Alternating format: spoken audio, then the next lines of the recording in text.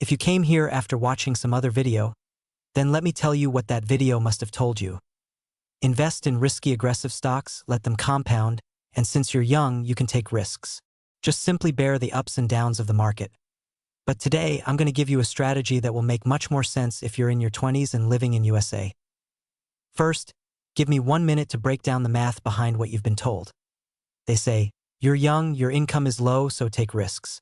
But brother, there are 5 types of risks. Point 1 type is the business risk, the company's earnings. This year, the company earned $10 per share. Next year, it might be $2 because of some economic issue. That's a business risk. Then there's the personal risk. Say you have 10 grand in your account, but you buy stocks worth 20 grand using futures, MTS, etc. Which risk are we talking about here? If you get it wrong, the broker will be at your door the next day saying, give me 10 grand. The shares you bought on leverage are gone and you're in debt. So which kind of risk were they talking about in that video? We're told it's an investment. Then how did it result in a 30 grand loss? Now let's talk about diversification. Sounds good, right? But to diversify, you must understand categories and themes of companies. If you buy 3 companies from the same sector, that's not diversification. That's trapping yourself further. Next advice, invest in growth companies. Yes, but look where that growth is coming from.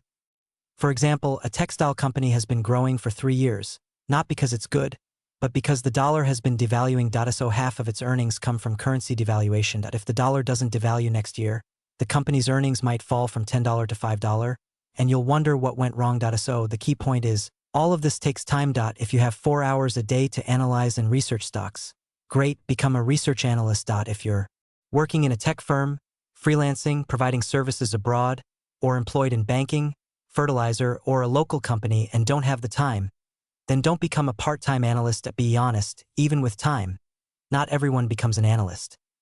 Instead, do these 3 things I'll tell you, and you'll earn more money. Learn Salesforce, learn System.io, you'll earn more from that than investing blindly. Understand this, stock market wealth is made passively through compounding. Warren Buffett's real compounding effect started after 30 years. His portfolio's 1-year return became as big as the total portfolio itself. That's the power of consistent, passive compounding. Now here's the strategy you need to follow. If you're in your 20s and in USA, buy 5 top companies that consistently pay dividends every quarter/year. And don't use that dividend for spending, reinvest it in the same stock. Example, you get 10,000 dividend, after tax it's 8,300. Reinvest that 8,300 in the same stock. Do this for 10 years. What's the goal?